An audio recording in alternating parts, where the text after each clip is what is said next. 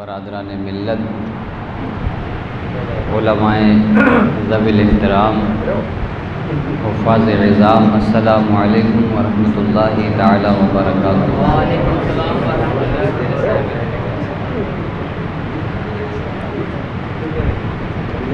الحمد للمتواحد بجلالہ المتفرد، وصلاته دوما علی خیر الانام محمد والآل والاصحاب هم ما وایا عند شدائد، اما بعد فاعوذ باللہ من الشیطان الرجیم، بسم اللہ الرحمن الرحیم۔ قل لا اسألکم علیہ اجرا الا المودۃ فی القربى، آمنت باللہ صدق اللہ العظیم وبلغنا رسولہ النبی الامین الکریم الرؤوف الرحیم، ونحن على ذلك لمن الشاہدین والشاکرین والحمد للہ رب العالمین۔ یا خدا بہر جناب مصطفیٰ امداد کن، یا رسول اللہ از بہر خدا امداد کن، یا شہید کربلا یا دافع کرب و بلا، گل رخا شہزاد گلہم قبا امداد کن۔ غوث اعظم بمن بے سر و سامہ، مدد قبلہ دی، مدد کعبہ ایما، مدد بگرداب بلا افتاد کشتی، مدد کن یا معین الدین چشتی۔ دل کی عطا گہرائیوں کے ساتھ نبی پاک صاحب لولاک سیاح افلاک باعث تخلیق کائنات، اللہ کے محبوب دانہ غیوب منزہ عن العیوب، حضور احمد مجتبی محمد مصطفیٰ صلی اللہ تعالی علیہ وعلی آلہ وبارک وسلم کے دربار عالیہ میں جھوم جھوم کر درود و سلام کا نذرانہ عقیدت پیش کر لیں۔ اللہم صلی علی سیدنا و مولانا محمد معدن الجود والکرم وآلہ وبارک وسلم، صلاۃ و سلاما علیک یا رسول اللہ۔ 10 روزہ محافل میں سے آج چھٹی محفل ہے، اور آج کا عنوان ہے سیرت سیدہ فاطمہ رضی اللہ تعالی عنہا۔ امام اہل سنت فرماتے ہیں، جس کا آنچل نہ دیکھا مہو مہر نے، جس کا آنچل نہ دیکھا مہو مہر نے، اس ردائے نزاہت پہ لاکھوں سلام۔ سیدہ ظاہرہ طیبہ طاہرہ جان احمد کی راحت پہ لاکھوں سلام۔ حضرت حذیفہ بن یمان رضی اللہ تعالی عنہ صحابی رسول ہیں، اپنی والدہ کی بارگاہ میں حاضر ہوئے اجازت لینے کے لیے کہ والدہ مجھے اجازت دے دیں کہ آج مغرب کی نماز میں حضور صلی اللہ علیہ وسلم کے پیچھے پڑھنا چاہتا ہوں۔ کتنے خوش نصیب ہوں گے وہ کہ جو گھر سے اس ارادے سے چلتے ہوں گے کہ آج ہم تاجدار مدینہ کے پیچھے نماز پڑھیں گے۔ حضرت حذیفہ بن یمان رضی اللہ تعالی عنہ اپنی والدہ سے اجازت لیتے ہیں اور مسجد نبوی میں پہنچ جاتے ہیں، مغرب کی نماز حضور صلی اللہ علیہ وسلم کے پیچھے ادا فرماتے ہیں۔ والدہ سے کہہ کر آئے تھے کہ میں حضور کے پیچھے نماز پڑھوں گا اور پھر حضور صلی اللہ علیہ وسلم سے آپ کے لیے اور اپنے لیے بخشش کی دعا کراؤں گا۔ یہاں سے یہ پتہ لگا کہ کسی بزرگ کی بارگاہ میں جائیں تو اپنے لیے بخشش کی دعا ضرور کرائیں۔ حضرت حذیفہ بن یمان اپنی والدہ سے اجازت لے کر اور یہ عرض کر کے کہ میں تمہارے لیے اور اپنے لیے حضور سے بخشش کی دعا کراؤں گا، مسجد نبوی میں حاضر ہوئے، مغرب کی نماز حضور صلی اللہ علیہ وسلم کے پیچھے ادا فرمائی۔ حضور نے مغرب کی نماز ادا کی، مغرب سے فارغ ہوئے تو نبی پاک صلی اللہ علیہ وسلم اپنے حجرہ منورہ کے اندر تشریف لے گئے۔ حضرت حذیفہ بن یمان مسجد نبوی میں تشریف رکھے رہے یہاں تک کہ عشاء کا وقت ہو گیا۔ عاشق ہو تو ایسا ہو کہ محبوب سے ملنے آئے ہیں، مغرب کے بعد ملاقات کا ارادہ ہے، لیکن حضور صلی اللہ علیہ وسلم مغرب پڑھا کے حجرے میں چلے گئے، تو یہ انتظار میں عشاء تک حضور کے انتظار میں مسجد میں ہی بیٹھے رہے۔ نبی پاک صلی اللہ علیہ وسلم عشاء کی نماز پڑھانے کے لیے حجرہ نور سے نکلے، عشاء کی نماز پڑھانے کے بعد حضور اپنے حجرے کی طرف جانے لگے۔ پیچھے پیچھے حضرت حذیفہ بن یمان فرماتے ہیں کہ میں حضور کے پیچھے پیچھے چلا۔ نبی پاک صلی اللہ علیہ وسلم نے میری آہٹ محسوس کی تو فرمایا کون؟ کیا حذیفہ بن یمان ہو؟ بول دیجئے سبحان اللہ۔ حضور صلی اللہ علیہ وسلم نے آہٹ سے پہچان لیا، کہا کون؟ کیا حذیفہ بن یمان ہو؟ اللہ تمہاری والدہ کی بخشش فرمائے اور تمہاری بخشش فرمائے۔ تاجدار مدینہ صلی اللہ علیہ وسلم کی بارگاہ میں حاضر ہوئے تھے اس لیے کہ اپنی والدہ کے لیے اور اپنے لیے بخشش کی دعا کرائیں گے۔ حضور صلی اللہ علیہ وسلم سے ملاقات کا موقع نہ ملا تو حضور کے جانے کے وقت پیچھے پیچھے چل دیے۔ حضور نے پوچھا کون؟ حذیفہ بن یمان، تو حضور نے ساتھ ہی میں فرما دیا اللہ تمہاری اور تمہاری والدہ کی بخشش فرمائے۔ یعنی ابھی حضرت حذیفہ بن یمان نے حضور کی بارگاہ میں عرض بھی نہیں کیا تھا کہ یا رسول اللہ میری والدہ کے لیے اور میرے لیے بخشش کی دعا فرما دیں، لیکن نبی پاک صلی اللہ علیہ وسلم نے آہٹ سے پہچان بھی لیا اور ان کی والدہ کے لیے اور ان کے لیے بخشش کی دعا بھی فرما دی۔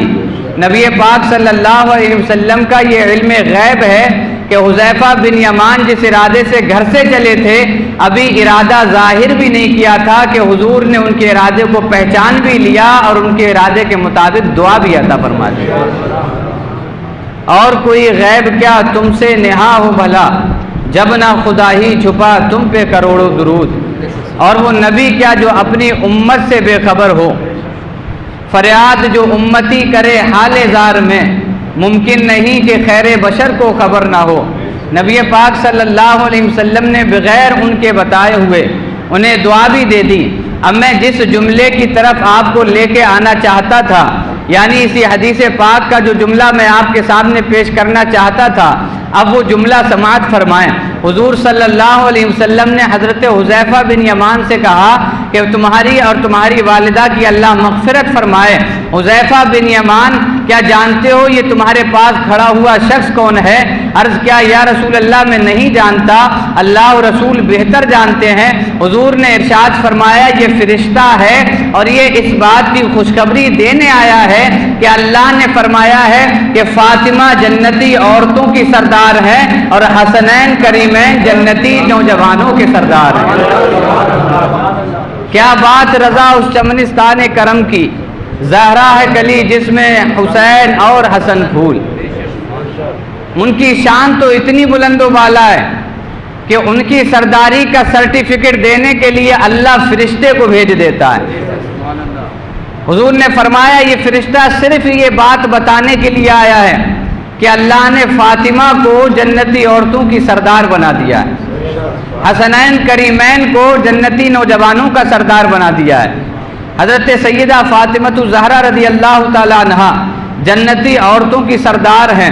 حضور صلی اللہ علیہ وسلم ایک حدیث پاک میں ارشاد فرماتے ہیں کہ میری بیٹی میرے جسم کا ٹکڑا ہے۔ حضور صلی اللہ علیہ وسلم نے فرمایا بضاعۃ منی، یعنی یہ میرے جسم کا ٹکڑا ہے۔ عشاق ترجمہ کرتے ہیں کہ یہ میرے جگر کا ٹکڑا ہے۔ بس حضور صلی اللہ علیہ وسلم نے اپنی بیٹی کو اپنے جسم کا ٹکڑا فرمایا۔ علامہ ابن جوزی سے پوچھا گیا کیا حضرت فاطمہ الزہرا سے بھی کوئی افضل عورت ہے؟ تو علامہ ابن جوزی نے کہا کہ میں حضور کے جسم کے ٹکڑے کے مقابلے میں کسی کو افضل نہیں سمجھ سکتا۔ یعنی جب حضور نے فرما دیا کہ فاطمہ میرے جسم کا ٹکڑا ہے تو بات ظاہر و ثابت ہو گئی کہ جب حضور کے جسم کا ٹکڑا ہے تو پھر حضرت فاطمہ سے بھی افضل کوئی ہو ہی نہیں سکتا۔ ایک مرتبہ حضرت فاطمہ الزہرا نے عرض کیا ابا حضور اگر میں سب سے افضل ہوں تو پھر حضرت مریم کا کیا مقام ہے؟ حضرت عیسیٰ علیہ السلام کی والدہ کا کیا مقام ہے؟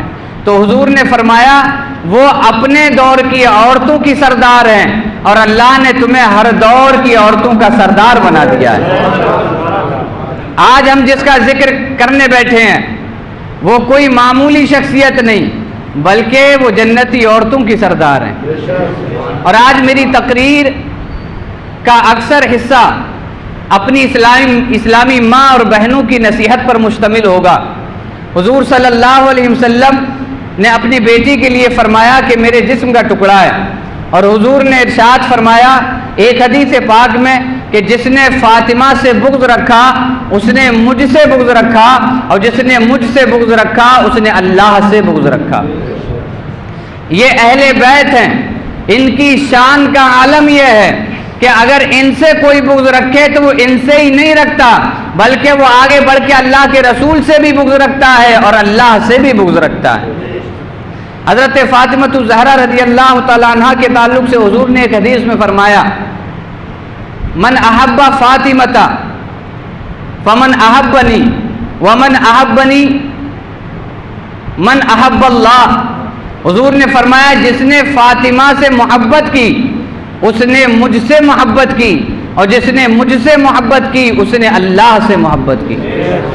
ہم اپنی قسمت پہ جتنا ناز کریں کم ہے، ہم اپنی قسمت پہ جتنا فخر کریں کم ہے، کیونکہ ہم ان سے محبت کرتے ہیں جن سے محبت کرنا رسول اللہ سے محبت کرنا ہے اور خود اللہ سے محبت کرنا ہے۔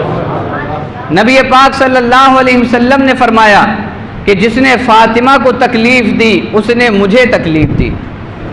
یہ حدیث پاک آپ اگر اس کے تناظر میں کربلا کا منظر اٹھا کر کے دیکھیں گے تو پتہ لگے گا کہ حضور نے جو فرمایا کہ جس نے فاطمہ کو تکلیف دی اس نے مجھے تکلیف دی، تو فاطمہ کو تکلیف کب پہنچی؟ جب امام حسین کو قتل کیا گیا۔ فاطمہ کو تکلیف کب پہنچی؟ جب خاندان اہل بیت کو کربلا میں شہید کیا گیا۔ فاطمہ کو تکلیف کب پہنچی؟ جب ان پر پانی بند کر دیا گیا، بھوکا پیاسا انہیں شہید کیا گیا۔ یہ حضرت فاطمہ کو تکلیف پہنچی، اور حضور نے فرمایا جس نے فاطمہ کو تکلیف دی اس نے مجھے تکلیف دی۔ اب کربلا میں شہداء کو شہید کرنے والے، خاندان اہل بیت پہ تلواریں چلانے والے میدان محشر میں کون سا منہ لے کر کے آئیں گے؟ کیونکہ حضور نے تو فرما دیا جس نے فاطمہ کو تکلیف دی اس نے مجھے تکلیف دی، اور شہید ہونے سے امام حسین کے حضرت فاطمہ کو تکلیف پہنچی ہے تو رسول اللہ کو بھی تکلیف پہنچی ہے۔ اب جب میدان محشر میں یہ لوگ پہنچیں گے جنہوں نے سید الشہداء امام حسین کو شہید کیا ہے تو رسول اللہ ان سے ضرور منہ پھیر لیں گے، کیونکہ نبی پاک نے فرمایا جس نے فاطمہ کو تکلیف دی اس نے مجھے تکلیف دی۔ حضور صلی اللہ علیہ وسلم نے ایک حدیث پاک میں فرمایا کہ میری بیٹی فاطمہ زمین پر جنتی حور ہے، فرمایا جنتی حور ہے۔ پھر آگے حضور نے فرمایا کہ جو لواحقات لیڈیز کو ماہواری میں آتے ہیں وہ فاطمہ کو نہیں آتے ہیں۔ علماء نے فرمایا اس لیے نہیں آتے کہ وہ جنتی حور تھی، اور پیدائش پر جو نفاس کا خون آتا ہے علماء نے فرمایا کہ وہ نفاس سے تھوڑی ہی دیر میں پاک ہو جایا کرتی تھی، یہاں تک کہ آپ کی کوئی نماز قضا بھی نہیں ہوتی تھی۔ یعنی اب یوں کہہ لیں زمین کے پردے پر اگر ایسی کوئی خاتون نظر آتی ہے کہ جس کی زندگی میں کوئی ایک نماز بھی قضا نہ ہوئی ہو تو وہ میرے رسول کے جسم کا ٹکڑا سیدہ فاطمہ الزہرا کی ذات ہے۔ حضرت فاطمہ الزہرا رضی اللہ تعالی عنہ ابھی چھوٹی ہیں، نبی پاک صلی اللہ علیہ وسلم خانہ کعبہ میں نماز پڑھ رہے، مسجد حرام کے صحن میں نماز کی ادائیگی فرما رہے رسول اللہ۔ اتنے میں ابو جہل نے دیکھا کہ محمد نماز پڑھ رہے ہیں تو اس نے کہا کہ جاؤ फला जगह पे ओजड़ी पड़ी हुई है, उसे उठा के लाओ और इनके पीठ पे डाल दो, इनकी गर्दन पे डाल दो। रसूलुल्लाह की गर्दन पे जब ओजड़ी को डाल दिया गया तो खबर देने वाले ने खबर दी कि ए अहले बैत, तुम्हारे बाप मोहम्मद अरबी की गर्दन पर ओजड़ी को डाल दिया गया है। हजरत फातिमा छोटी थी, घर से निकला नहीं करती थी, हिजाब और पर्दे का पूरा एहतिमाम करती थी, लेकिन ये मौका एक ऐसा था कि जिसमें हजरत फातिमा अपने घर से निकली और खाने काबा के सहन में पहुंच गई, अपने नन्हे नन्हे हाथों से उस ओजड़ी को हटा दिया। रसूलुल्लाह सल्लल्लाहु अलैहि वसल्लम से अर्ज किया, अब्बा हुजूर इनके लिए दुआ फरमाएं कि अल्लाह इन्हें हलाक फरमा दे। रसूलुल्लाह से जब भी कहा गया कि कुफ्फार के लिए हलाकत की दुआ फरमाएं तो हुजूर ने उनके लिए हिदायत की दुआ फरमाई। जब ताइफ के बाजार में ज़ैद बिन हारिसा ने कहा कि रसूलुल्लाह इनके लिए हलाकत की दुआ फरमा दे, हुजूर ने फरमाया आज ये ना सही, इनकी आने वाली नस्ल मुझ पे जरूर ईमान लाएगी। लेकिन जब फातिमतुज़ ज़हरा ने कहा अब्बा इनके लिए हलाकत की दुआ फरमाएं तो रसूलुल्लाह ने हलाकत की दुआ फरमा दी। और तारीख शाहिद है कि जिसके लिए हलाकत की दुआ फरमाई सब मैदान बद्र में मारे गए। ये हजरत फातिमतुज़ ज़हरा रज़ी अल्लाह ताला अन्हा की मोहब्बत अपने अब्बा हुजूर के साथ, कि छोटी हैं, घर से नहीं निकलती हैं, लेकिन एक मौका ऐसा भी आ गया कि घर से निकली और अपने नन्हे नन्हे हाथों से ओजड़ी को हटाया। हजरत फातिमतुज़ ज़हरा रज़ी अल्लाह ताला अन्हा बड़ी हुई, निकाह के लायक हुई तो बहुत से अशराफ कुरैश, बहुत से अशराफ साहबा ने पैगाम निकाह भेजा। यहाँ तक कि हज़रत अबू बकर सिद्दीक़ अकबर ने भी पैगाम निकाह भेजा, हज़रत उमर फ़ारूक आज़म ने भी पैगाम निकाह भेजा। ये हज़रात उम्र में बड़े थे, लेकिन निकाह करने के पीछे एक राज था। राज ये था कि निकाह कर लेंगे तो रसूलुल्लाह के दामाद बन जाएंगे। उसी दामाद बनने की तमा में उन हजरात ने पैगाम निकाह भेजा, लेकिन रसूलुल्लाह सल्लल्लाहु अलैहि वसल्लम जो भी पैगाम निकाह आता उन्हें मना कर देते, कहते अभी अल्लाह की तरफ से हुक्म नहीं आया है, जब अल्लाह की तरफ से हुक्म आएगा मैं फातिमा का निकाह कर दूंगा। रसूलुल्लाह सल्लल्लाहु अलैहि वसल्लम की बारगाह में हज़रत फ़ातिमा का पैगाम निकाह अशराफ कुरैश भेजते थे। एक मरतबा हज़रत अबू बकर सिद्दीक़ और हज़रत उमर फ़ारूक आज़म और हज़रत साद बिन उबादा ये मस्जिद नबवी में बैठे हुए थे, आपस में बात कर रहे थे और बात करते करते ये बात छिड़ी कि हज़रत फ़ातिमा के लिए बहुत बड़े बड़े लोगों ने पैगाम निकाह भेजा, लेकिन हुजूर सल्लल्लाहु अलैहि वसल्लम ने सबको मना कर दिया। तो हज़रत उमर बोले एक शख्स है जिसने अभी भी पैगाम निकाह नहीं भेजा है। तो हज़रत अबू बकर सिद्दीक़ अकबर ने कहा कौन है? हज़रत उमर ने कहा वो अली हैं कि उन्होंने अभी पैगाम निकाह नहीं भेजा है। हज़रत अबू बकर सिद्दीक़ अकबर रज़ी अल्लाह ताला अन्हु ने कहा चलो हम अली से मिलते हैं और उनसे कहेंगे कि तुम फातिमा के लिए पैगाम निकाह भेजो। तो हज़रत साद बिन उबादा बोले कि हो सकता है वो अपनी गुर्बत की वजह से पैगाम निकाह ना भेजते हों। हज़रत अली रज़ी अल्लाह ताला अन्हु की तलाश में ये तीन सहाबा मस्जिद नबवी से निकले। निकलने के बाद हज़रत अली को घर पे तलाश किया, लेकिन हज़रत अली वहाँ नहीं मिले। जब मालूम किया तो पता चला एक अंसारी सहाबी के बाग में अपनी ऊँटनी से पेड़ों को पानी दे रहे हैं, यानी हज़रत अली अगर आसान भाषा में कहा जाए तो मजदूरी कर रहे हैं। आज हमारा नौजवान मजदूरी करने में शर्माता है, मेहनत करने में शर्माता है। ये हजरत अली हैं जो खैबर भी उखाड़ सकते हैं और आके पड़े तो मजदूरी भी कर सकते हैं। यानी उन्होंने बताया तुम्हें मजदूरी करने में आर महसूस नहीं होना चाहिए, क्योंकि तुम मेहनत करके कमा रहे हो, किसी का पैसा फ्री में नहीं ले रहे हो। हजरत अली रज़ी अल्लाह ताला अन्हु एक बाग में पानी दे रहे थे। अब ये तीनों साहबा पहुंचे, बाग के किनारे पर पहुंचे, आवाज लगाई हजरत अली को। हजरत अली दौड़ते हुए आए और हजरत حضرت علی سے کہا علی ہم تم سے ایک بات کرنے کے لیے آئے ہیں، بہت امپورٹنٹ بات ہے۔ حضرت علی نے کہا مجھے بتاؤ کیا بات ہے؟ حضرت ابو بکر صدیق اکبر نے کہا کہ بات یہ ہے کہ بہت بڑے بڑے لوگوں نے حضرت فاطمہ کے لیے پیغام نکاح بھیجا، لیکن ابھی تک تم نے پیغام نکاح نہیں بھیجا ہے، اتنا سننا تھا۔ حضرت علی کی آنکھوں میں آنسو آ گئے، آنکھوں سے آنسو چھلکے تو رخسار کا بوسہ لینے لگے۔ حضرت ابو بکر صدیق اکبر نے کہا علی بات کیا ہے، تم رونے کیوں لگے ہو؟ ہم تو خوشی کی بات کرنے آئے ہیں، ہم تو شادی کی بات کرنے آئے ہیں، اور یہ شادی کا لفظ تو ایسا ہے کہ اگر کسی کے سامنے لے دیا جائے تو وہ مسکرانے لگتا ہے، علی تم کیوں رونے لگے ہو؟ حضرت علی نے کہا میں مسکراتا ضرور، لیکن رونے کی وجہ یہ ہے کہ میں غربت کا مارا ہوں، میں مزدوری کرتا ہوں، میرے پاس اتنا مال و اسباب نہیں ہے کہ میں پیغام نکاح بھیج سکوں۔ حضرت صدیق اکبر کی مالداری پہ قربان جائیے، حضرت صدیق اکبر کی طرح بننے کی کوشش کیجیے۔ حضرت صدیق اکبر نے کہا علی تم فکر مت کرو، تم ٹینشن مت لو، تم پیغام نکاح بھیجو، جتنا خرچہ ہوگا وہ سب میں اٹھا لوں گا۔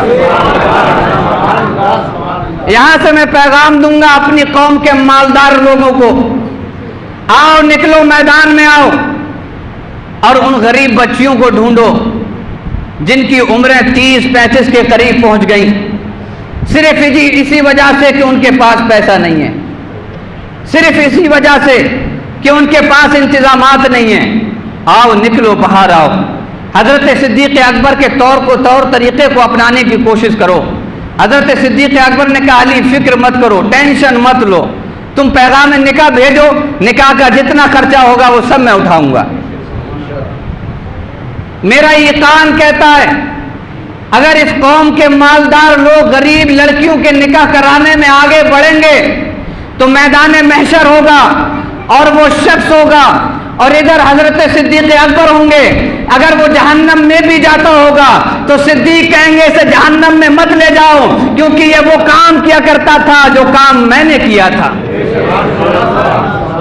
آئیے اپنی قوم پہ نظر کیجئے، پیسہ جمع کرنے سے کوئی فائدہ نہیں، اس پیسے کو اللہ کے بندوں کی مدد میں لگائیے، کوشش کیجئے، ہمت کیجئے۔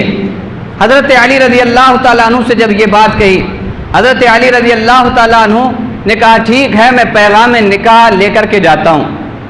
جب حضرت علی رضی اللہ تعالیٰ عنہ پہنچے اور معلوم ہوا کہ حضور صلی اللہ علیہ وسلم حضرت ام سلمہ کے مکان پر تشریف فرما ہے، حضرت علی دروازے پہ پہنچے اور دروازے کو دستک دی، اندر سے آواز آئی کون؟ حضرت ام سلمہ نے کہا کون؟ رسول اللہ نے فرمایا ام سلمہ یہ وہ ہے جس سے اللہ محبت کرتا ہے اور اللہ کا رسول بھی محبت کرتا ہے۔ حضرت ام سلمہ رضی اللہ تعالی عنہ نے عرض کیا یا رسول اللہ میں سمجھی نہیں، یہ آنے والا کون ہے؟ رسول اللہ نے فرمایا ام سلمہ دروازہ کھول دو، آنے والا علی ہے، علی۔ اب یہاں پر ایک بات آپ سنتے چلے جائیں، وہابی دیوبندی کہتے ہیں کہ علی، وہابی دیوبندی یہ کہتے ہیں کہ نبی کو دیوار کے پیچھے کا علم نہیں، آؤ دیکھو دروازہ بند ہے، علی اس طرف ہے، نبی اس طرف ہے، دستک دی ہے، نبی نے فرمایا دروازہ کھول دو، آنے والا علی ہے۔ اب پھر امام کو پڑھو اور کوئی غیب کیا، تم سے نہا ہو بلا جب نہ خدا ہی چھپا تم پہ کروڑوں درود۔ حضرت علی رضی اللہ تعالیٰ عنہ حضور کی بارگاہ میں پہنچے۔ اب انسان کی ایک فطرت ہوتی ہے، اگر وہ کسی بڑے کی بارگاہ میں جائے اور کوئی بات کہنے کی ہمت نہ کر پائے تو وہ بیٹھے بیٹھے کچھ کتر بتر کرنے لگتا ہے، وہ بیٹھے بیٹھے ہاتھ پیر ادھر ادھر چلانے لگتا ہے، یا کچھ اسے مل جائے تو اس میں ہی وقت بتانے لگتا ہے کہ ہمت نہیں پڑ رہی کہنے کی، تو سامنے والا پوچھ ہی لیتا ہے اور سمجھ جاتا ہے یہ ضرور کچھ کہنا چاہ رہا ہے لیکن اس کی ہمت نہیں پڑ رہی ہے۔ حضرت علی کی کیفیت بھی ایسی تھی، حضور کی بارگاہ میں پہنچ تو گئے، اب بیٹھ گئے جا کر کے، ہاتھ میں تنکا تھا لکڑی کا ایک چھوٹا سا، اس سے زمین کو کریدنے لگے۔ اب زمین کو کریدتے رہے، حضور بیٹھے ہیں وہ بھی بیٹھے ہیں زمین کو کرید رہے ہیں، حضور انتظار کر رہے تھے علی اپنے منہ سے ہی کہہ دو، اپنے آپ ہی کہہ دو۔ حضرت علی زمین کو کرید رہے ہیں، نہیں بول پائے، ہمت نہیں پڑی رسول اللہ کے سامنے عرض کرنے کی، حضور نے فرمایا علی بتاؤ کیا بات ہے؟ جب ادھر سے جواب ملا تو تھوڑی ہمت بندی، کہا یا رسول اللہ آپ نے میری تربیت فرمائی ہے، آپ نے میری پرورش کی ہے، آج تک میں نے آپ سے کچھ بھی نہیں مانگا، آج میں آپ کی بیٹی کے لیے پیغام نکاح لے کر کے آیا ہوں۔ حضرت علی رضی اللہ تعالیٰ عنہ نے جب یہ بات کہی کہ یا رسول اللہ میں حضرت فاطمہ کے لیے پیغام نکاح لے کر کے آیا ہوں، رسول اللہ مسکرائے، جس کی تسکین سے روتے ہوئے ہنس پڑے، اس تبسم کی عادت پہ لاکھوں سلام۔ رسول اللہ مسکرائے، ایسے مسکرائے جیسے جان سی پڑ گئی کلیوں میں، ایسے حضرت علی کے جسم میں جان سی آ گئی۔ رسول اللہ مسکرائے، حضرت علی عرض گزار ہوئے یا رسول اللہ آپ مسکرا کیوں رہے ہیں؟ حضور نے فرمایا علی تم اب پیغام نکاح لے کے آئے ہو، ابھی تم سے پہلے جبرائیل آئے تھے اور مجھے بتا کر کے گئے ہیں یا رسول اللہ علی و فاطمہ کا نکاح کر دو کہ آسمان پہ فرشتوں کے سامنے اللہ نے ان کا نکاح کر دیا ہے۔ حضرت علی و فاطمہ کا نکاح کہاں ہوا؟ آسمان پہ، زمین پہ ہونے سے پہلے۔ لاؤ ایسے نکاح کی ایک مثال جس کو منعقد کرنے والا آسمانوں پہ فرشتوں کے سامنے اللہ ہو اور زمین پہ منعقد کرنے والا محمد الرسول اللہ ہو۔ بے مثل و بے مثال نکاح جس کو آسمان پہ پڑھایا اللہ نے اور زمین پہ پڑھایا محمد الرسول اللہ نے۔ حضرت علی رضی اللہ تعالیٰ عنہ سے کہا بھی جبریل آئے تھے اور کہہ کے گئے ہیں کہ حضرت علی کا نکاح فاطمہ سے کر دو، اللہ نے آسمان پہ پڑھا دیا ہے، فرشتوں کے سامنے نکاح ہو چکا ہے۔ حضرت علی رضی اللہ تعالیٰ عنہ مسکرائے، حضور نے فرمایا علی جاؤ مسجد نبوی میں بیٹھ جاؤ، ہم آتے ہیں تمہارا نکاح پڑھا دیں گے۔ نبی پاک صلی اللہ علیہ وسلم پہنچے، چند صحابہ اکرام اکٹھا ہوئے، حضور صلی اللہ علیہ وسلم نے نکاح پڑھایا، نکاح ہو گیا۔ حضور نے ارشاد فرمایا اب تم ولیمہ کرو، اور حضرت علی رضی اللہ تعالیٰ عنہ سے پوچھا کہ تمہارے پاس کیا چیز ہے؟ کہا یا رسول اللہ ایک اونٹنی ہے، ایک تلوار ہے، ایک زرہ ہے۔ زرہ کہتے ہیں جو جنگ میں جاکٹ پہنی جاتی ہے لوہے کی، کہا ایک وہ لوہے کی جاکٹ ہے، ایک اونٹنی ایک تلوار ہے۔ حضور نے فرمایا اونٹنی مزدوری یعنی پانی دینے کے کام آئے گی پیڑوں میں، تلوار لڑنے کے کام آئے گی، ایسا کرو ابھی زرہ کا کوئی کام نہیں ہے، زرہ بازار میں جا کے بیچ آؤ اور ضروری سامان خرید کے لے آؤ۔ حضرت علی رضی اللہ تعالیٰ عنہ اپنی زرہ کو لیتے ہیں اور بازار میں پہنچ گئے۔ بازار میں پہنچے، بہت سی دکانیں لگی ہوئی تھی، لیکن ایسی دکان پہ پہنچے جس دکان کا مالک حضرت عثمان غنی تھے، جس دکان کے مالک حضرت عثمان غنی تھے۔ اب یہ تو سخاوت میں پہلے سے ہی مشہور ہے، یہ تو اتنے مشہور ہیں کہ جب بھی ضرورت پڑی اسلام کو انہوں نے اپنی مال و دولت فوراً پیش کر دی۔ اب حضرت عثمان غنی کی دکان پہ پہنچ گئے اور معاملہ بتایا کہ میرا نکاح ہو چکا ہے اور میں یہ زرہ بیچنے کے لیے آیا ہوں، آپ اس کی قیمت بتائیں کیا دیں گے؟ حضرت عثمان غنی نے کہا تم بتاؤ اس کی قیمت کیا لوگے؟ حضرت علی نے کہا 400 مسقال اس کی قیمت چاہتا ہوں۔ حضرت عثمان غنی نے 400 مسقال دے دیے اور جاکٹ کو لے لیا۔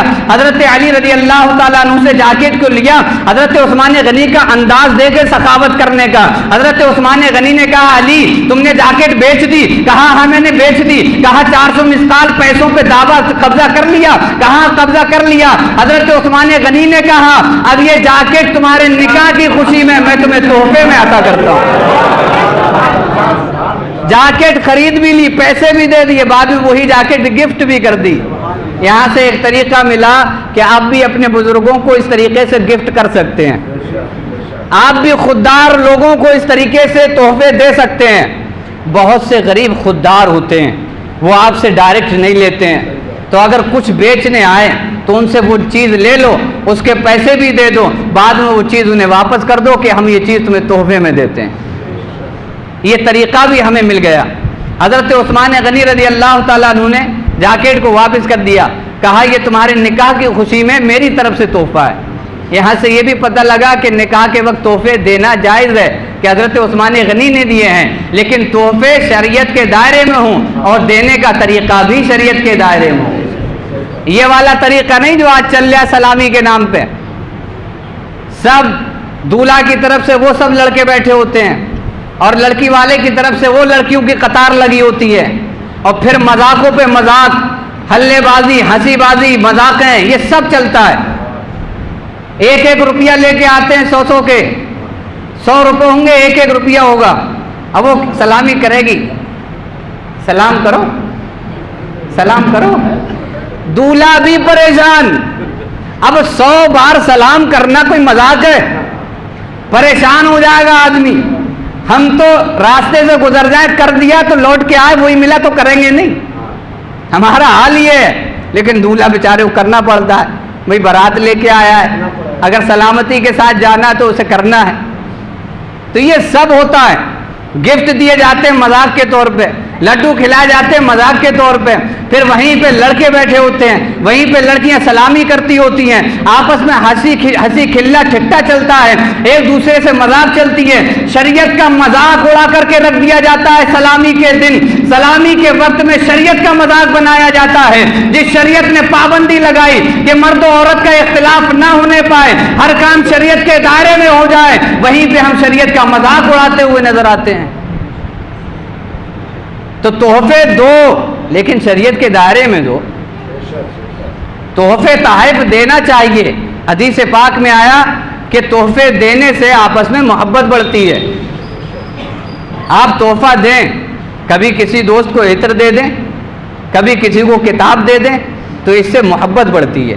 تو آپس میں تحفے تحائف دینے کی بھی عادت بنائیں. اور تحفہ ہوتا ہے، یہ نہیں دیکھنا چاہیے کہ چھوٹا ہے یا بڑا ہے. تحفہ ملا ہے تو تحفہ ہے، اسے تحفہ سمجھ کے رکھیں، کیونکہ تحفے دینے سے محبت بڑھتی ہے. حضرت علی رضی اللہ تعالیٰ عنہ نے ضروری سامان خریدا اور حضور کی بارگاہ میں پہنچ گئے. نبی پاک صلی اللہ علیہ وسلم نے حضرت علی کا نکاح پڑھایا. حضرت علی کا نکاح پڑھایا. اب میں آپ کی توجہ چاہوں گا. حضرت علی رضی اللہ تعالیٰ عنہ آئے تھے، حضور سے عرض کیا تھا، حضور نے کہا تھا مسجد نبی میں بیٹھ جاؤ، ہم آتے ہیں تمہارا نکاح پڑھا دیں گے. اب مجھے آپ بتائیں اس اتنے کام میں کتنا وقت لگا ہوگا؟ حضرت علی آئے حضور کے پاس، عرض کیا پیغام نکاح لے کے آیا ہوں. حضور نے فرمایا جاؤ مسجد میں بیٹھ جاؤ، میں آتا ہوں تمہارا نکاح پڑھا دوں گا. حضور گئے، صحابہ کی موجودگی میں ان کا نکاح پڑھا دیا. آپ بتائیں اتنے کام میں کتنا وقت لگا ہوگا؟ مان لو 1 گھنٹہ، 1.5 گھنٹہ، 5 گھنٹے، مان لو، فرض کر لو کہ اتنا وقت لگا ہوگا. ایسی شادی کہ جس کی مثال کوئی لا ہی نہیں سکتا، ایسی شادی جس کی مثال کوئی قائم کر ہی نہیں سکتا، وہ حضرت علی و فاطمہ کی شادی. علی جو ولایت کے شہسوار ہیں، علی جو ولیوں کے سردار ہیں، علی جو چہارم خلیفہ ہیں، علی جو امیر المومنین ہیں، علی جو خیبر اکھاڑنے والی شخصیت ہیں، وہ علی جو میدان میں ذوالفقار حیدری لہرائے تو سامنے والا دشمن خود بخود زمین پہ گرتا ہوا نظر آئے، وہ فاطمہ جو جنت کی عورتوں کی سردار ہے، اگر اللہ سے ضد کر لے تو اللہ جنتی کھانا بھیج دیتا ہے. ان کی شادی اتنی سادی کہ اس میں کم سے کم 1-1.5 گھنٹہ ہی لگا. آج ہم پریشان ہیں، ڈپریشن کے شکار ہیں، کبھی ہارٹ اٹیک ہو جاتا ہے، کبھی دماغ اپنا کام کرنا چھوڑ دیتا ہے، کبھی سانسیں تیز ہو جاتی ہیں، کبھی ہمارے پیروں میں بہت زیادہ تھکان ہو جاتی ہے کہ ہم ٹینشن اتنی لیتے ہیں. یہ سب ہوئی اس لیے کہ ہم 4-5 سال ایک شادی کی تیاری کرتے ہیں. 4-5 سال ایک شادی کی تیاری کرتے ہیں ہم. تو ہمیں ڈپریشن بھی ہوتا ہے، ہارٹ اٹیک بھی ہوتا ہے، بڑی بڑی بیماریاں ہمیں گھیر لیتی ہیں. وجہ یہ ہے کہ ہم 4-5 سال تیاری کر کے پھر شادی کرتے ہیں. مہنگائی ہم نے کی ہے، شادی کے اخراجات ہم نے بڑھائے ہیں، ورنہ شادی وہ بھی تھی جو مسجد نبوی میں ہوئی. جس کی شادی ہوئی وہ علی، جس کی شادی ہوئی وہ فاطمہ، جس کی شادی ہوئی ولیوں کا سردار، جس کی شادی ہوئی جنتی عورتوں کی سردار، پڑھانے والے رسول اللہ. لیکن شادی اتنی سادہ کہ مثال بنا کے رکھ دی. اب حضرت علی تو کام کر رہے تھے، انہوں نے تو سوچا بھی نہیں تھا مجھے شادی کرنا ہے. صحابہ کرام گئے تھے، کہا تھا، آگے پیغام نکال لے کے.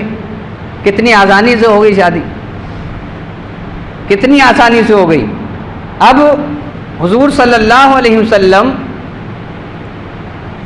اور حضرت علی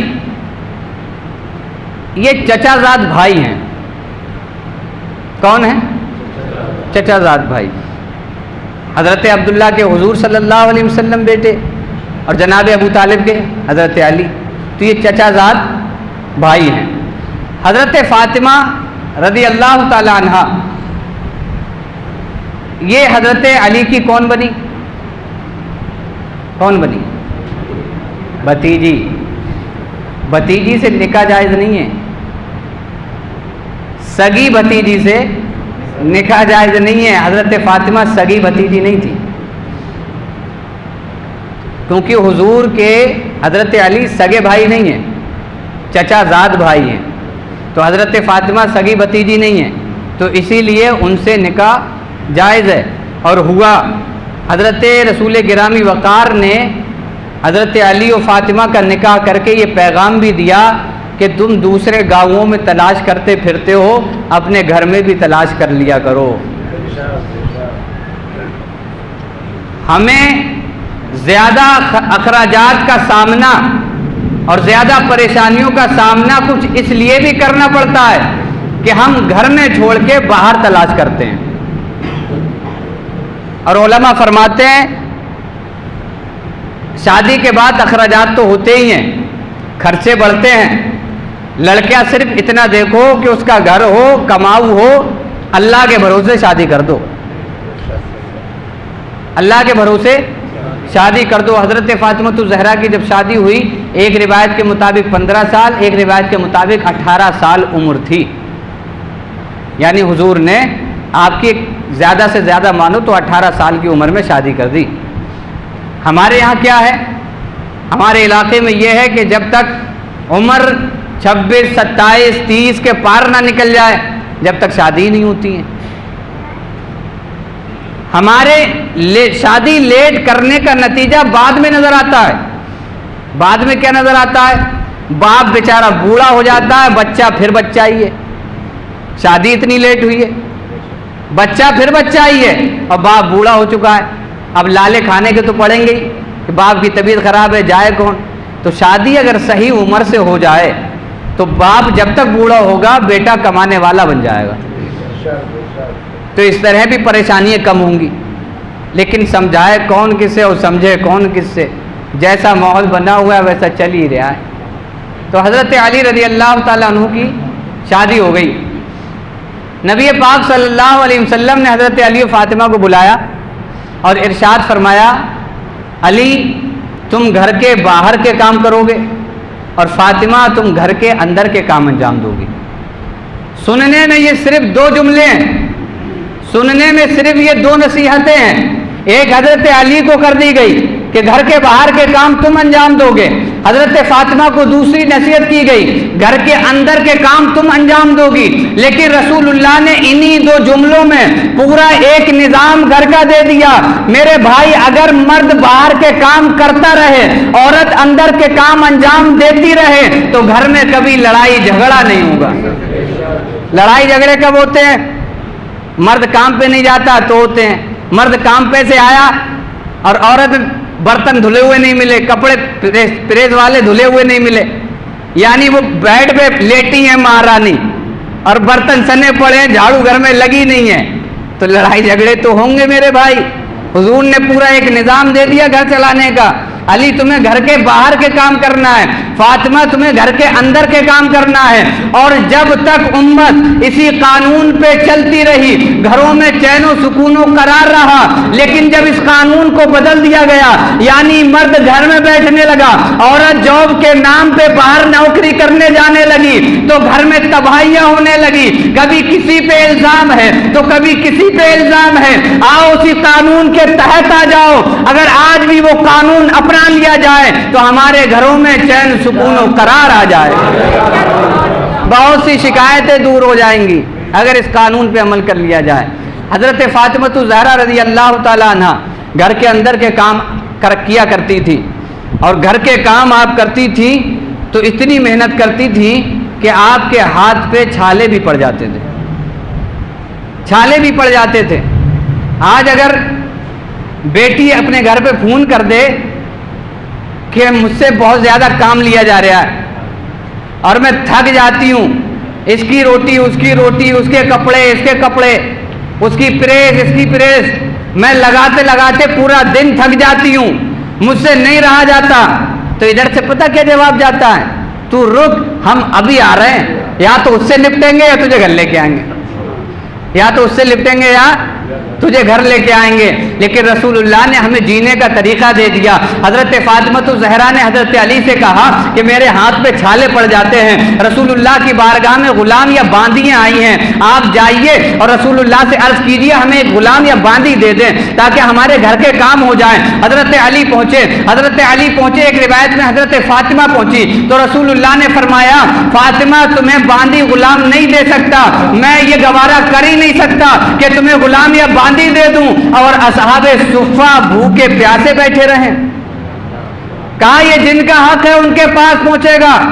رسول اللہ نے یہ نہیں کہا بیٹی تو میرے گھر پہ رک جا، تجھ پہ بہت زیادہ کام پڑ رہا ہے، تیرے ہاتھ پہ چھالے پڑ رہے ہیں، تو اپنے گھر پہ رک، میں تجھے کھانا کھلاؤں گا، مت جانا علی کے گھر۔ لیکن رسول اللہ نے پیغام دے دیا، میں اپنی اسلامی بہنوں سے کہوں گا کہ دیکھو سنو، دیکھو سیرت کو پڑھو، حضرت فاطمہ کے چھالے پڑ جاتے تھے، تمہارے ہاتھ پہ تو چھالے بھی نہیں پڑتے ہیں۔ اب بتاؤ کام کون زیادہ کرتا تھا گھر کا؟ جس کے ہاتھ پہ چھالے پڑ جائیں وہ کام زیادہ کرتا تھا۔ حضرت فاطمہ الزہرا سے کہا بیٹی گھر جاؤ، میں شام کو آؤں گا۔ حضور نے کہاں بھیجا؟ کہا اپنے گھر جاؤ، میں شام کو آؤں گا۔ یہ نہیں کہا بیٹی تو رک میں ساتھ میں لے کے چلوں گا، کہا تم جاؤ اپنے گھر، اپنا گھر دیکھو، ہم شام کو آئیں گے تم سے ملنے۔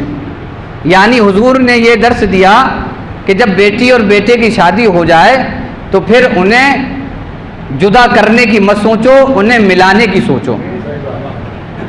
ایسے سنجیدہ لوگ بیچ میں ڈال دیا کرو جو گھر کو برباد نہ ہونے دیں۔ ایسے لوگوں سے قطعی فیصلے مت کرایا کرو جو گھر کو برباد کر دیتے ہیں۔ حضور صلی اللہ علیہ وسلم شام کو پہنچے، حضرت علی فرماتے ہیں ہم آرام کر رہے تھے، لیٹے ہوئے تھے، حضرت فاطمہ اور میں لیٹا ہوا تھا۔ فرماتے ہیں حضرت علی حضور صلی اللہ علیہ وسلم اندر تشریف لائے تو بیچ میں بیٹھ گئے اور اس طرح بیٹھے کہ حضور کا گھٹنا شریف میرے پیٹ سے لگ رہا تھا، گھٹنا شریف میرے پیٹ سے لگ رہا تھا۔ آج کے داماد کے لگا کے دیکھ دیو، آج کے داماد کے گھٹنا لگا کے بیٹھ کے دیکھ دیجیے، توہین سمجھتا ہے، توہین۔ ایسے ایسے داماد توہین سمجھتے ہیں کہ مجھ پہ گھٹنا رکھ کے بیٹھے ہوئے ہیں۔ اگر سسر بیٹھے ہوں کرسی پہ، داماد کو بٹھا دیا جائے کھٹیا پہ، پھر بھی توہین ہو جاتی ہے داماد کی کہ خود کرسی پہ بیٹھے ہیں، مجھے کھٹیا پر ہی بٹھا دیا۔ اگر گھر والے بیٹھے ہوں چارپائی پہ اور داماد آ جائے، تھوڑی دیر ہو جائے کرسی لانے میں، پھر دیکھو نخرے کیسے دکھاتا ہے۔ گھر جا کے کہے گا اپنی بیوی سے میں تیرے گھر نہیں جاؤں گا، میری عزت ہوتی نہیں ہے، میں تیرے گھر نہیں جاؤں گا، میری عزت ہوتی نہیں ہے۔ میرے بھائیو، اللہ تعالیٰ تمہیں داماد بنائے کسی گھر کا، اگر تم داماد بن جاؤ تو ایسا رویہ اختیار مت کرنا، بلکہ رویہ حضرت علی والا اختیار کرنا کہ مصطفیٰ جان رحمت کے داماد ہیں، لیکن جب بھی رسول اللہ بلاتے ہیں تو حاضر ہو جاتے ہیں۔ حضرت فاطمہ الزہرا رضی اللہ تعالی عنہا کے پاس حضور بیٹھ گئے اور حضرت فاطمہ سے کہا بیٹی تم جس کام کے لیے آئی تھی میں تمہیں غلام یا باندی تو دے نہیں سکتا کہ یہ کسی اور کا حق ہے، لیکن کیا میں تمہیں ایک ایسی چیز نہ بتا دوں جو غلام اور باندی سے بھی اچھی ہو؟ مچل کے بول دیجئے سبحان اللہ، کیونکہ ادھر حضور نے بتائی، اسی حدیث کو میں آپ کے سامنے نقل کر رہا ہوں، اب آپ کو بھی پتہ لگ جائے گی۔ کچھ حضرات وہ کام کرتے بھی ہیں لیکن اہمیت کو سمجھے ہوئے نہیں ہیں، تو اب اہمیت بھی پتہ لگ جائے گی۔ نبی پاک صلی اللہ علیہ وسلم نے فرمایا فاطمہ غلام اور باندی سے بہتر یہ ہے کہ جب تم اپنے بستر پہ جایا کرو تو 33 مرتبہ سبحان اللہ، 33 مرتبہ الحمدللہ اور 34 مرتبہ اللہ اکبر پڑھ کے سو جایا کرو۔ صبح کو جب اٹھو گی تو ایسا محسوس ہوگا جیسے رات میں کسی نے پیر دبائے ہیں۔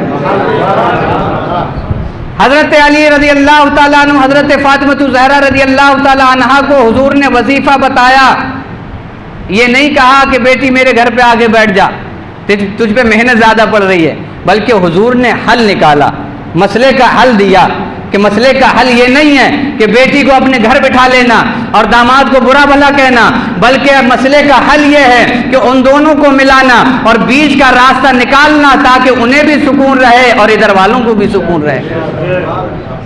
اسلام نے ہر اصول میں امان رکھی ہے. اسلام ہر زندگی کے پہلو پر ہماری رہنمائی کرتا ہے کہ تمہیں زندگی کیسے گزارنی ہے. حضرت فاطمہ الزہرا رضی اللہ تعالیٰ عنہ کو حضور نے یہ تسبیح بتائی. ایک حدیث پاک میں نبی پاک نے فرمایا کہ ہر 5 وقت کے فرض نماز کے بعد اگر یہ تسبیح پڑھ لی جائے تو اللہ تعالیٰ وہ گناہ جو سمندر کے جھاگ کے برابر ہوں انہیں اللہ مٹا دیتا ہے. ہر نماز کے بعد، ہر فرض نماز کے بعد یہ تسبیح پڑھیں 33 مرتبہ، سبحان اللہ 33 مرتبہ، الحمدللہ 34 مرتبہ، اللہ اکبر. اب جماعت سے آپ پڑھیں تو اس میں اصول یہ ہے کہ فجر کے بعد اور عصر کے بعد سنتیں نہیں ہیں، تو آپ فرض پڑھ کے فوراً یہ تسبیح پڑھ سکتے ہیں. باقی نمازوں میں سنتیں ہیں تو مختصر دعا کا حکم ہے، تو مختصر دعا کر لیں، باقی آپ نماز پڑھیں اس کے بعد یہ تسبیح پڑھ لیں. تو اس طرح آپ یہ تسبیح پڑھنے کی عادت بنائیں، اور اس تسبیح کا ثواب بھی بہت زیادہ ہے. ہر نماز میں یہ تسبیح پڑھنے کی عادت بنائیں.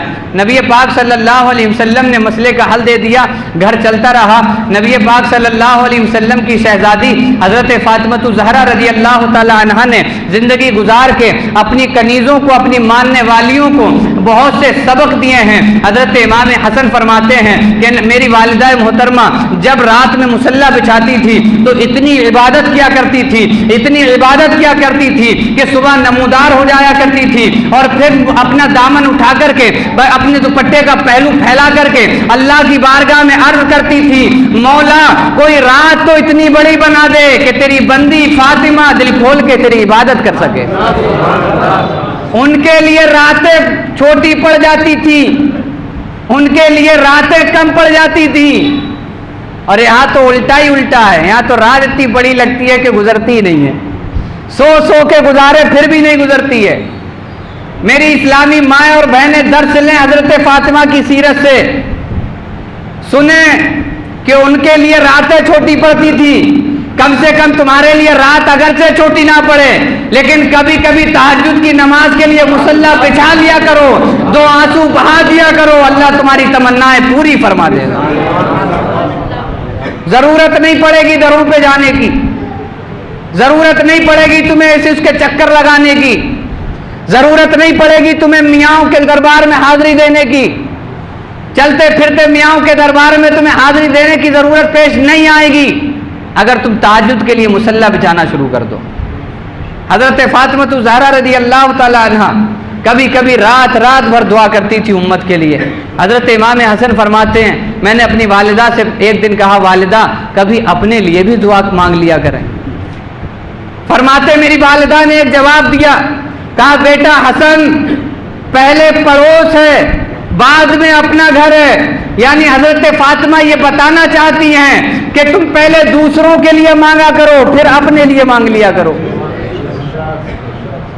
حضرت فاطمہ الزہرا رضی اللہ تعالیٰ عنہ رات بھر عبادت کرتی تھی، راتیں چھوٹی پڑ جایا کرتی تھی، ایسی عبادت گزار تھی. حضرت فاطمہ گھر کے کام بھی کرتی تھی، جھاڑو بھی دیتی تھی، آٹا بھی گوندتی تھی، روٹی بھی پکاتی تھی، کھانا بھی تیار کرتی تھی، حسنین کریمین کو کھلاتی بھی تھی، جلاتی بھی تھی، لوریاں بھی دیتی تھی، قرآن کی تلاوت بھی کرتی تھی اور نمازیں بھی پڑھا کرتی تھی. میری وہ بہنیں جو بہانہ بناتی ہیں کہ ہمیں گھر کے کام سے فرصت نہیں ملتی تو نماز کیسے پڑھیں، میں آپ کو بتانا چاہوں گا حضرت فاطمہ بھی گھر کا سارا کام خود ہی کیا کرتی تھی لیکن پھر بھی وقت نکال لیا کرتی تھی. جیسے اللہ کی عبادت سے محبت ہو جائے وہ وقت نکال ہی لیا کرتا ہے. بہانے بنانے سے کام نہیں چلے گا. اپنے آپ کو حضرت فاطمہ الزہرا کی سیرت کے مطابق ڈھالنے کی کوشش کرو کیونکہ جنتی عورتوں کی سردار حضرت فاطمہ ہیں. خدا نخواستہ اگر انہوں نے روک لیا جنت میں جانے سے پہلے ہی اور پوچھ لیا بتاؤ میری کنیز بنتی تھی، کہتی تھی میں کنیز فاطمہ ہوں، ذرا یہ تو بتاؤ کہ میں نے تو رات بھر عبادتیں کی تھی، کیا تم نے کبھی تہجد کے لیے بھی مصلی بچھایا تھا؟ اگر جنتی عورتوں کی سردار یہ سوال کر لے تو آج کی عورتوں کے بعد جواب ہوں گے الا ماشاء اللہ. کوئی کہہ دے کہ ہم مصلی بچھاتے تھے، ورنہ کون مصلی بچھاتا ہے؟ سونے سے فرصت نہیں ہے. تہجد کے لیے تو چھوڑیں، 5 وقتہ نماز کے لیے فرصت نہیں ہے. ذرا ذرا سے بہانوں کے پیچھے نمازیں چھوڑ دی جاتی ہیں۔ حضرت فاطمہ الزہرا رضی اللہ تعالیٰ عنہ سب کام خود ہی کیا کرتی تھی، اور حضرت علی رضی اللہ تعالیٰ عنہ گھر کے باہر کے کام انجام دیا کرتے تھے۔ حضرت فاطمہ الزہرا رضی اللہ تعالیٰ عنہ، آخری بات میں پیش کروں، ایک مرتبہ حضور صلی اللہ علیہ وسلم کی دعوت کی گئی، اور دعوت کرنے والے حضرت عثمان تھے۔ حضرت عثمان غنی نے دعوت کی، حضور صلی اللہ علیہ وسلم تشریف لائے تو حضرت عثمان غنی حضور کے حجرے سے حضور کے پیچھے پیچھے چل رہے تھے، اور حضور کے قدم گن رہے تھے، قدم گنتے جا رہے تھے کہ مسجد نبی سے یعنی حجرے سے میرے گھر تک کتنے قدم بنیں گے۔ آپ حضور کے قدم گن رہے تھے، گھر پہنچے، دعوت کھلائی، حضور صلی اللہ علیہ وسلم کو دعوت کھلانے کے بعد جتنے قدم حضور چل کے حضرت عثمان غنی کے گھر آئے تھے، اتنے قدم کی مقدار، اتنے قدم کی گنتی کے مطابق حضرت عثمان غنی نے غلام خرید کے آزاد کر دیے تھے۔ غلام خرید کے حضور کے قدموں کی گنتی کے مطابق آزاد کر دیے۔ اب حضرت علی بھی وہاں موجود تھے، جب اتنی شاندار دعوت دیکھی کہ دعوت بھی ہوئی ہے، صحابہ کھانے بھی آئے ہیں، حضور نے کھانا تناول بھی فرما لیا ہے، اور حضرت عثمان غنی نے حضور کے قدموں کی گنتی کے مطابق غلام خرید کے آزاد کیے ہیں، تو اب دل میں تمنا جاگی، کاش ہم بھی ایسی دعوت کر سکتے۔ گھر پہنچے، حضرت فاطمہ سے کہا، فاطمہ میرا دل چاہتا ہے کہ حضرت عثمان غنی کی دعوت کی طرح ہم دعوت کریں۔ کہا کیسی دعوت ہوئی؟ کہا دعوت ایسی ہوئی کہ حضور ان کے گھر کھانا تناول فرمانے آئے تو انہوں نے قدم گن کے اس کے مطابق، قدم کی گنتی کے مطابق غلام خرید کے آزاد کر دیے۔ حضرت فاطمہ الزہرا نے سوچا کہ اتنی استطاعت تو ہم میں نہیں ہے کہ غلام خرید کے آزاد کریں، لیکن حضرت علی سے کہا آپ فکر نہ کریں، حضور کی دعوت کر دیں اور صحابہ کی بھی دعوت کر دیں۔ حضرت علی پہنچے، دعوت کی رسول اللہ کی، اصحاب رسول کی دعوت کی۔ اب نبی پاک دعوت کھانے کے لیے حضرت علی و فاطمہ کے گھر تشریف لا رہے ہیں، صحابہ بھی ساتھ میں تشریف لا رہے ہیں۔ حضور جب گھر پہ پہنچے تو حضرت فاطمہ الزہرا رضی اللہ تعالیٰ عنہ نے مصلی بچھا دیا، تنہائی میں جا کر کے مصلی بچھایا اور رو رو کے اللہ کی بارگاہ میں دعا کرنے لگی، اے میرے پروردگار، جیسے عثمان نے دعوت کی ہے، ہم میں اتنی استطاعت تو نہیں ہے، ہم میں اتنا مال تو نہیں ہے کہ ہم ایسا کھانا بنا کر کے کھلا سکیں، لیکن میرے مولا آج فاطمہ تیرے سامنے ہاتھ پھیلائے ہوئے ہیں، اس کے اٹھے ہوئے ہاتھوں کی لاج رکھ لے۔ حضرت علی فرماتے ہیں کہ جب ہانڈیوں کو چولہے پہ چڑھا دیا گیا تو ان میں سے کھانا نکال کر کے کھلایا جا رہا تھا، اور ہانڈیوں میں سے کھانا ختم بھی نہیں ہو رہا تھا۔ جب حضور نے کھانا کھایا، اصحاب نے کھانا کھایا تو لذت یہ الگ ملی۔ کہا یہ لذت تو حضرت عثمان غنی کے گھر بھی نہیں ملی، اتنی لذت کھانے میں۔ تو حضور نے فرمایا میرے صحابہ کیا ہوا؟ کہا حضور اس میں لذت بہت ہے، کھانے میں مزہ بہت آ رہا ہے۔ تو حضور نے ارشاد فرمایا صحابہ یہ فاطمہ کی دعا پہ اللہ نے جنت سے کھانا ہمارے لیے بھیجا، جنت سے کھانا بھیج دیا۔ یہ فاطمہ وہ ہیں جو اگر ہاتھ اٹھا لیں تو اللہ جنت سے کھانا بھیج دیتا ہے۔ جب کھانا تناول کیا تو اب ایک بات اور ستانے لگی کہ حضرت عثمان غنی نے تو غلام آزاد کیے تھے قدم گن کے، حضرت فاطمہ الزہرا رضی اللہ تعالیٰ عنہ نے تنہائی میں جا کے پھر مصلی بچھایا اور اپنے دست دراز کر دیے، عرض کیا مولا ہم میں اتنی استطاعت نہیں، ہم اتنا مال و دولت نہیں رکھتے کہ ہم غلام خرید کے آزاد کریں، لیکن میرے مولا تیری بندی فاطمہ تیری بارگاہ میں ہاتھ اٹھا کر کے دعا کرتی ہے، یا اللہ تیرے محبوب جتنے قدم میرے گھر چل کے آئے ہیں ان قدم کے مطابق تو اپنے محبوب کی امتیوں کی بخشش فرما دے، اپنے محبوب کی امتیوں کی مغفرت فرما دے۔ حضور صلی اللہ علیہ وسلم کی بارگاہ میں اسی وقت حضرت جبریل امین حاضر ہو گئے، عرض کرنے لگے یا رسول اللہ فاطمہ کی دعا کو اللہ نے قبول کر لیا ہے اور آپ کے ہر قدم کے مقابلے میں اللہ نے 1,000 امتیوں کی بخشش فرما دی ہے۔ ایک یہ بھی دعوت ہے کہ جنت سے کھانا کھلایا جاتا ہے اگر ہاتھ اٹھ جائیں دعا کے لیے، اللہ دعا میں اثر پیدا کر دیتا ہے۔ اگر زبان کو محفوظ رکھا جائے، زبان پہ قرآن کی تلاوت کی جائے، اپنے بدن کو نماز میں جھکا لیا جائے، تمام غلط کاموں سے اپنے آپ کو روک لیا جائے تو اللہ اس زبان میں اتنی تاثیر پیدا کر دیتا ہے، بندہ جب دعا کرتا ہے تو اللہ اس کی دعا کو رد نہیں فرماتا ہے۔ حضرت فاطمہ الزہرا رضی اللہ تعالی عنہا کی سیرت مبارکہ آپ پردے کا بہت اہتمام کرتی تھی. جب آپ کے وصال کا وقت قریب آیا تو آپ نے وصیت کی, کہا میں چاہتی ہوں کہ میرا چہرہ آج تک کسی نے نہیں دیکھا, جب سے پردے کے حکام آئے ہیں تب سے مجھے آج تک کسی نے نہیں دیکھا, اور کسی کے دیکھنے کی بات آئی تو اعلیٰ حضرت سے پوچھے کس نے نہیں دیکھا, تو امام کہتے ہیں جس کے آنچل کو نہ دیکھا مہو مہر نے. مہو مہر سورج اور چاند, جس کے آنچل کو نہ دیکھا مہو مہر نے. اعلیٰ حضرت بہت آگے کی بات کرنے لگے, آپ چہرے کی بات کر رہے ہیں کہ چہرہ ان کا کسی نے نہیں دیکھا. اعلیٰ حضرت کہتے ہیں چہرے کی بات ہی مت کرو, جس کا آنچل نہ دیکھا مہو مہر نے, اس ردائے نزاہت پہ لاکھوں سلام. ان کا چہرہ ہی کیا, ان کی تو چادر مبارک جو چہرے پہ رہتی تھی وہ بھی چاند سورج نہیں دیکھ پائے. حضرت فاطمہ الزہرا کا وصال کے دن قریب آئے تو وصیت کی کہ آج تک مجھے کسی نے نہیں دیکھا, میں چاہتی ہوں میرا جنازہ رات کی تاریکی میں اٹھایا جائے تاکہ میرے جنازے پہ کسی کی نظر نہ پڑے. اور پھر کہا میں ایک سوچ و بچار میں اور ہوں کہ میرا ہو سکتا ہے رات میں بھی بے پردگی ہو جائے, تو میں چاہتی ہوں کوئی ایسا انتظام ہو کہ رات میں بھی بے پردگی نہ ہونے پائے. تو حضرت اسماء بنت امیس جو حضرت ابوبکر صدیق اکبر کی غالباً بیوی ہیں, انہیں بلایا, ان کے سامنے اپنی وصیت کا اظہار کیا کہ میں یہ چاہتی ہوں کہ جنازہ میرا رات میں لے جایا جائے اور میرے جنازے پہ کوئی انتظام ایسا ہو کہ جس سے بے پردگی نہ ہو. تو حضرت اسماء بنت امیس کہتی ہیں کہ میں ایک علاقے میں گھومنے گئی تھی تو میں نے وہاں دیکھا تھا کہ عورت کے جنازے پہ لوگ کھپچیوں سے ایک پردے کا انتظام کرتے تھے. تو حضرت اسماء بنت امیس سے کہا کہ آپ میرے لیے وہ بنا کے دکھائیں. تو حضرت اسماء بنت امیس نے وہ بنا کے دکھایا اور اس پہ کپڑا لگایا تو حضرت فاطمہ کو بہت پسند آیا. کہا میری چارپائی پر اوپر سے اسی کو رکھا جائے. آج جو عورتوں کے جنازے پر رکھا جاتا ہے وہیں سے شروعات ہوئی ہے. حضرت فاطمہ الزہرا رضی اللہ تعالیٰ عنہ کو وہ بہت پسند آیا. جب آپ کا وصال ہوا تو وصال ہونے سے پہلے حضرت فاطمہ الزہرا نے خود غسل کیا. حضرت علی فرماتے ہیں اسی غسل میں حضرت فاطمہ الزہرا کو دفنایا گیا تھا. یعنی حضرت فاطمہ کو یہ بھی گوارا نہیں تھا کہ میرے انتقال کے بعد کوئی مجھے برہنہ کر کے غسل دے. اس سے پہلے ہی آپ نے غسل کی تیاری کر لی, غسل کر کے آپ تیار ہو گئی.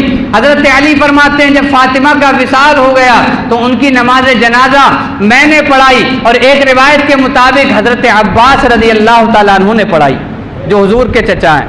اس طرح حضرت فاطمہ الزہرا رضی اللہ تعالیٰ عنہ کا جنازہ تیار ہوا, نماز جنازہ ہوئی اور جنت البقیع کے اندر حضرت فاطمہ الزہرا کو مدفون کیا گیا.